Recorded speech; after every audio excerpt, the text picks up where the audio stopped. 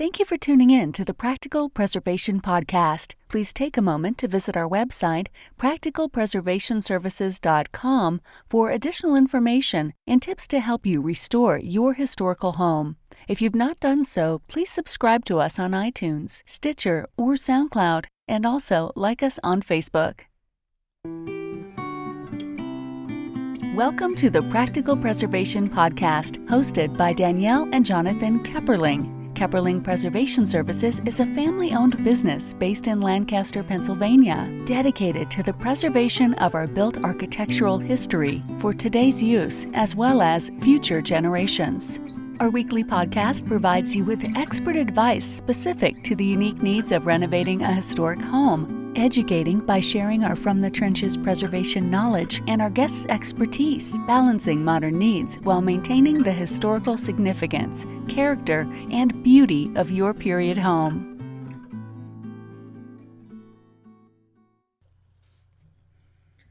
Lauren Dillion is the executive designer at Master of Plaster Finishing Systems, specializing in crafting historically authentic hydrated lime plasters. Their materials are used throughout the U.S. and Canada on the restoration of historic structures as well as architectural finishes in residential and commercial projects. With an emphasis on quality materials, her work focuses on promoting the craft and trade of the plasterer, as well as providing education on proper application processes for both preservation work and installations in new design build projects. Today on the Practical Preservation Podcast, we have Lauren Dillion from Master of Plaster. Lauren, thank you for joining us today. Thanks for having me, Danielle. Yeah. Okay, so how did you get started in preservation? So my background is a little different. I studied landscape architecture at Virginia Tech, and it's a very interdisciplinary program as far as from a design school. So we did a lot of architecture classes, industrial design, and landscape architecture. But my fifth-year thesis project, I actually focused on Charleston, South Carolina, and worked pretty closely with Mayor Riley. And as we all know, Charleston's such a great city to study in as far as from a preservation standpoint. So my kind of studies there led me to doing a master's in urban design with a focus in historic preservation in Dublin, Ireland. Oh, so, that sounds amazing. Yeah, and that's really where I, really fell in love with plaster as an artistic form. The Georgian architecture in Dublin and in Ireland is just really phenomenal. So so that's kind of my my indirect path into preservation. and then into plaster. So what drew you into the plaster in Dublin and the Georgian architecture there? So my father is a plasterer by trade, and, I grew up kind of knowing what he did and really appreciating his work, but not really getting my hands dirty or being on site or truly comprehending what he did. So I would say, being in Dublin, I had that appreciation as a craft for the interiors, and their interiors, they're just so ornate.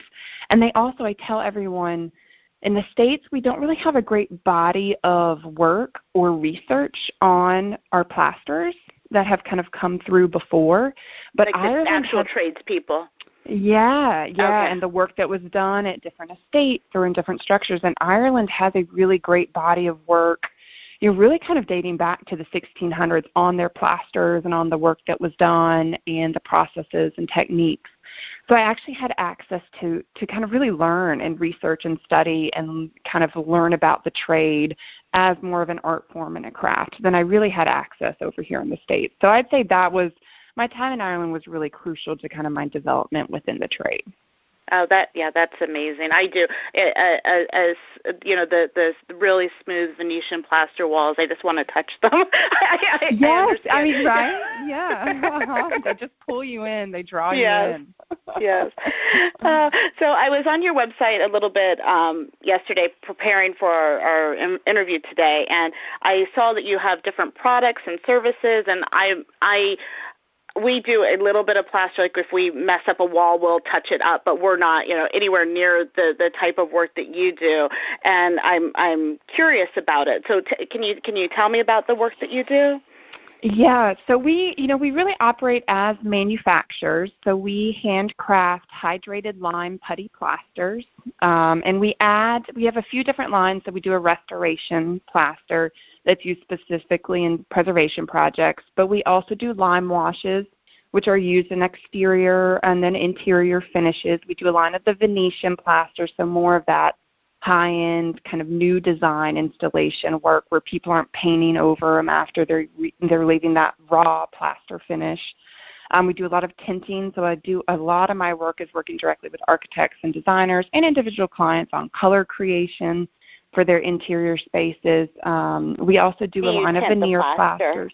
We do, Okay. yeah. Yeah. So a lot of tinting, whether it's historically, accurate and we're matching what was there originally, or we're creating new colors for clients. But then we do a constone plaster, which kind of turn of the century, the stone that was quarried out of Con, France was very popular in the States. And then they shut down that quarry in the 70s. And so this plaster we create really mimics and emulates that ashlar-faced finish. So like that material was used in the restoration of Grand Central Station. So really trying to recreate some original finishes. And then we create custom plasters. So working with, we did a project in New York where they wanted to give more context to the space. So we actually worked with the design team and added a black river sand, a local black river sand to the plaster. So we like to get creative. And we're not just kind of a standard, these are the products and this is all we offer. But we're also very hands-on. So, we'll do trainings and we'll host people in our warehouse if they want to learn how to kind of work the tools, the hawk and the trowel. So very hands-on, I'd say. Okay. And I have a question about the lime washes. Are they for interior and exterior?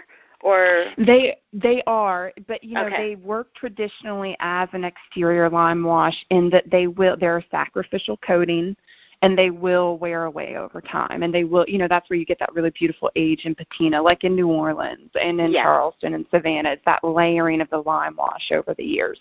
So it can be used in exterior, but we don't make any exterior products that don't need to be maintained over time. Right, and all products truly do need to be either maintained or replaced. Right, that's a very good point. Yes, and that just made me think. So is the lime wash, is it all for masonry then, or can you put it on wood? We've never used that. Yeah. That. Okay. Yeah, you can put it on wood. Okay. Mostly masonry, but then and then in our interior installations, there's some products out there where it's a lime wash, and you can do it over a painted surface or a sheet of drywall, sheetrock. But our lime wash does need to have some kind of plaster substrate to actually soak into and adhere to. So there's no acrylics or binders that are going to make it bond like a painted surface. Okay, very, very good. I learned something today. So I did see on your website that you do the pre-mixed restoration plaster, which you kind of talked about. How is that different than like the gypsum that you could buy at like a big box store, the gypsum plaster mixes? Yeah, so the gypsum it comes from gypsum stone, whereas the hydrated lime putties come from limestone. And the limestone's burnt to between 1,500 and 1,700 degrees, and all the impurities are burnt away. So it kind of gets down to the chemistry. Gypsum is only burnt to about 350 degrees, and a lot of the impurities are left in the stone. So that's why it's in a powder state in a bag. And what happens is when you mix the H2O molecules, the water back into it, it goes through a chemical set. So it reacts, and you have maybe 25, 30 minutes to work with it. And then it's going to set up on you, and it's hard. It's got a greater tensile strength than a hydrated lime putty plaster. But the plasters we create are very traditional, and when we add the H2O molecules back into it, it goes through a process called flaking, where the lime is mixing. Those molecules are mixing with the H2O molecules, and actually gets better with age. So it doesn't go through a chemical set per se. What actually happens is when you apply it to your wall, it's not just drying out like a clay plaster would do, and it's not going through that chemical set like a gypsum would. It's actually reabsorbing carbon dioxide. So like when you talk about those Venetian plaster walls, it's really completing the lime cycle on your surface. So it's in essence turning back into stone by reabsorbing that CO2 on your walls. So does it take a longer then for it to cure? It does, yes. And that's a good point as well. So hydrated lime plasters need to be applied in very thin kind of veneer layers. And that's a lot of where the beauty comes into those materials, is that layering process. Whereas gypsum, it actually swells. So lime shrinks as it cures, just a touch. And gypsum actually swells as it cures. So gypsum kind of is a thicker, a heavier coat application versus the hydrated lime. That's very interesting. Thank you. Yeah, it gets pretty complex. It does, really but I never knew the difference, and it just wasn't even on my radar. And then I'm like, I had maybe 6 months ago someone had asked me about it. I'm like, I need to do some research on this, and so now I know a little bit more. Thank you. So and then also on your website, I noticed that you do a lot of educational outreach and continuing education. Why is that important? And I'm assuming that some of it has to do with the wealth of information you found in Dublin and being able to make a record of what you're doing. Yes. I mean, and I think it comes down to the complexity of the trade. I think people use plaster as such a broad term. And it really, I mean, there's so many kind of different facets that fall under the term plaster. You've got, the ornamental plaster, the flat wall. You've got clay. You've got gypsum. You've got hydraulic lime plasters. You've got hydrated lime plasters. You've got molding plasters. So I think there's such a wealth of information that not many people have access to. And there is quite a bit of misinformation, I think, out there. So we run across a lot of projects where they're using joint compound to, and I kind of do in quotes, to restore interior plaster. Well, those are they're bad fixes. They fail over time. And then it gives plaster a bad rap, that it's, this is just a shoddy material and it's not modern and we need to tear it out. So I think the amount of misinformation, and people aren't doing it, they're not being negligent. They're not doing a shoddy restoration on purpose. They don't have that. Yeah, they just don't know. And there's really not that great of access to high quality materials on the markets anymore. So, I think just letting people, the education component is very big for us because it's, I think, A, going to just help the trade and the craft continue to grow, again, in the long term. But then B, just really give people avenues or access to avenues of education and knowledge. And we're very hands-on with just sharing that knowledge. And I agree, and we are too. And when you were saying about using drywall compound, in the past few weeks, I saw a video of a preservationist that has a large following on social media take a bag of plaster, like the gypsum plaster, and a bucket of drywall compound and mix them and tell them that that's how people should plaster their walls. I stopped the computer. I ran downstairs. I told my husband, you need to watch this. And he's like, do you think it will work? I said, I don't know. I said, I've never seen anything like this before. Yeah, and I mean, they probably think, that what they're doing is correct, and this is a great way to go about it, and like it's not from ill wish or whatnot. It's just that's what people understand nowadays. Right. Yeah. But I did. We were talking about trying it as an experiment, but to see what it does. Yeah. So I know you took kind of a roundabout way to get into preservation and into manufacturing more traditional materials. But is there anything that you wish that you knew when you got started that you know now? Probably, I think for me, that you can't win them all. I get very emotionally invested, and we do a lot of consultation. So we're based in Columbia, South Carolina, and for me, there was this project in Greenville that was this beautiful, 3-story Italianate, 1800 structure that the community and the Preservation South Carolina worked very hard to save. And then we did a lot of consulting on it about how, the proper techniques to go and do the interiors and whatnot. And then they hired a guy that just drywall mudded the entire interiors. And for me, that was kind of heartbreaking. And, and so I think I think being young and energetic and excited, and I'm like, anytime I tell anybody about it, about how the proper ways they're going to follow it, and it's going to be great. So I think just kind of knowing to, get emotionally invested, because that's when you do your best work, but to not get so emotional about the projects that you don't reach the people and you aren't able to really kind of help them with their interiors. Right. Yeah, and I can. The other thing I think is you can't take it personal. Like, I know that that's something like, if somebody doesn't pick me, then I'm like, but it's not necessarily about me. Right. Exactly. And I think most preservationists get pretty passionate and pretty emotionally invested. So that's probably something all of us kind of, especially starting out, it's like, okay, you can't get just too too emotionally involved. Yeah. Do your best work for the people that understand you, and everybody will be happy. Right. So, exactly. Yeah. So what's the biggest challenge that you see in preservation? I'd say, especially coming from a plaster perspective, that, saving the interiors and not just the exteriors.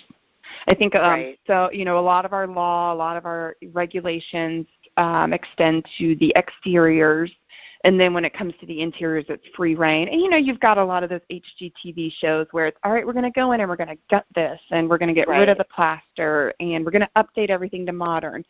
So I'd say that I think is one of the biggest is, how do we educate the broader realm on how to restore and save the interiors.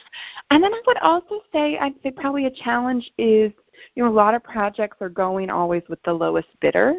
And not that that's a bad thing, but I think on some historic structures, it's to the detriment of the building. You might not be getting the most certified or the best quality work for that structure. And it's such a highly specific profession, whether it's from the carpentry or, the stonework or the masonry or the plaster, that sometimes it's going to benefit the overall project to go with a higher price.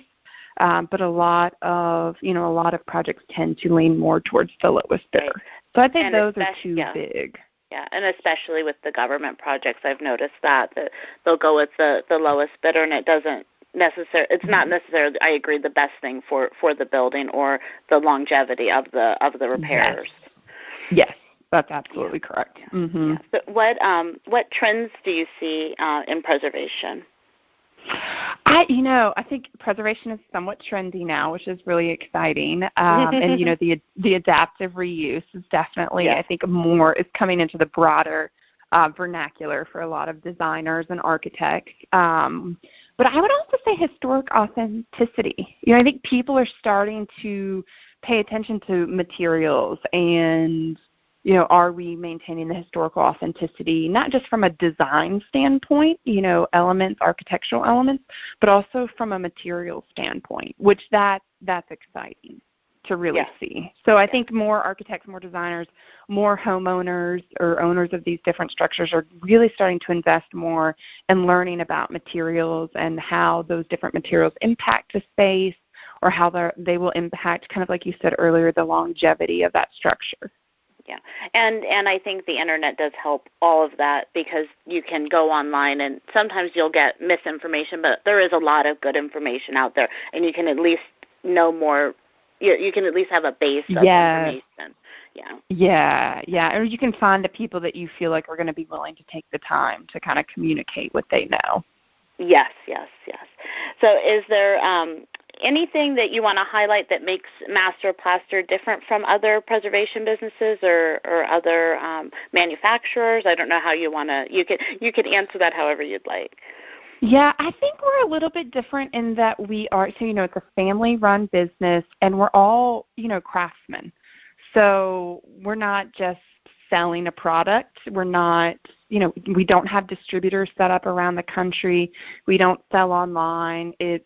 We want to have a conversation with our clients first. So whether it's they're emailing us or they're calling us, and we want to know what their goal is, what they're trying to achieve, and how our materials might be right for the project, or how maybe they need to go with a gypsum, or maybe they need to go with a clay product. And so, so I think maybe just we operate a little bit differently in that we're very hands-on and get pretty heavily involved with our clients, which I think some really appreciate, and then others are probably kind of like, all right, I'm going to go do this, I'm going to do this myself and figure it out. Yeah, I understand emailing that. Yeah, I'm emailing. I'm like, so what's going on? Give me an update. I want to see pictures.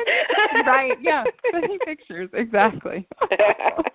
So I think so, yeah, I think that's kind of how we operate a little differently. Yes, okay. So how can our listeners contact you? Email is great, as well as phone calls.